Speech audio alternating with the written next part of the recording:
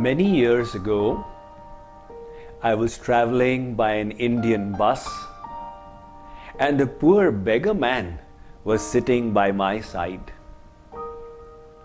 We happened to get down at the same bus stand. And when I saw this person limping, I felt sorry for him.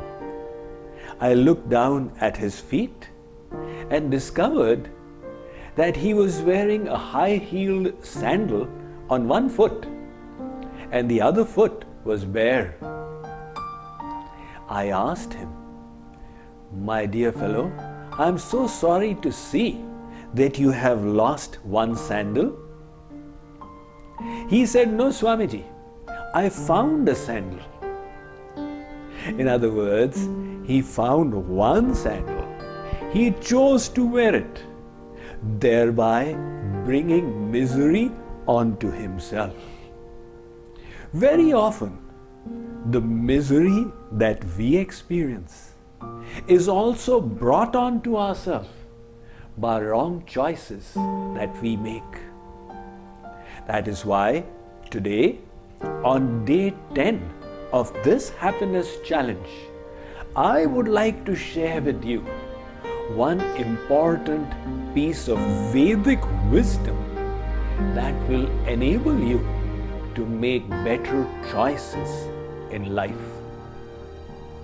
The Kathopanishad of the Vedas states, Shreyascha Preyascha Tayo Adadanasya Sadhu Bhavati Hriyartherthatyau Preyo Vridite.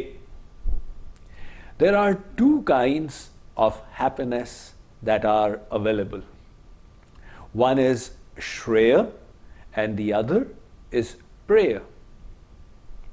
Preya is that happiness which is sweet like nectar in the beginning, but transforms into bitter poison later on. Shreya is the reverse. It is bitter like poison in the beginning, but subsequently it becomes sweet like Amrit. An example of prayer is overeating, enjoying the 5th gulab jamun. When you do so, it's possible that you experience great gratification of the senses and the pleasure therein. But later on, when it results in a stomach upset and you have to fast and skip the next meal, you say, "This was a terrible experience." So prayer happiness is that which is sweet in the here and now, but bitter subsequently.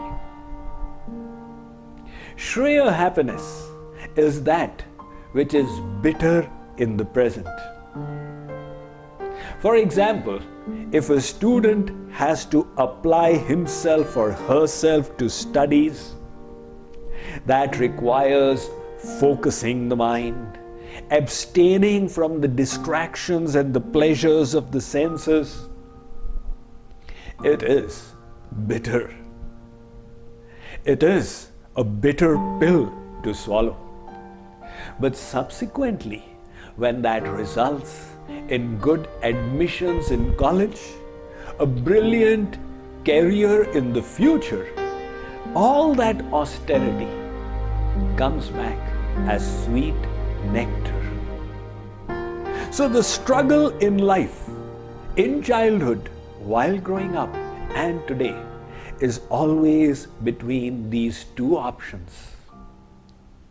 For example, parents and children quarrel over this. Parents want the child's long-term benefit. The child wants immediate gratification. And the parents then explain, "Beta, बड़ों का कहा और आमले का खाया, बाद में पता चलता."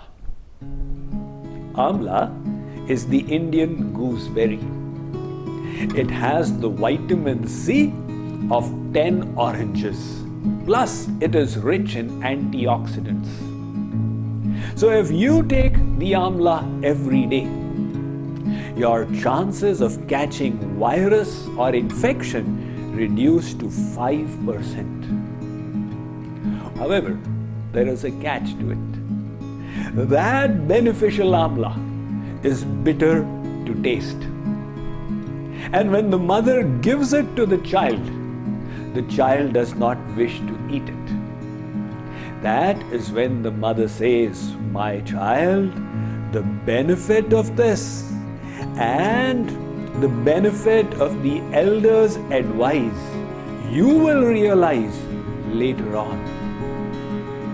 Interestingly, you only need to keep the morsel of Amla in your mouth for 2 minutes and then it turns sweet. In other words, the bitterness merely had to be tolerated for a little while. It is from that austerity that we shirk. Our mind and the senses, they are like children. They seek immediate gratification. And the intellect looks for long-term benefit. So the struggle ensues between the intellect and the mind and the senses. What do you choose in this scenario? Immediate gratification or long-term welfare? This same option continues all the way in life. Interestingly, every happiness that is worthwhile, that is uplifting, usually lies upstream of us. And that is why we need to make proper choices.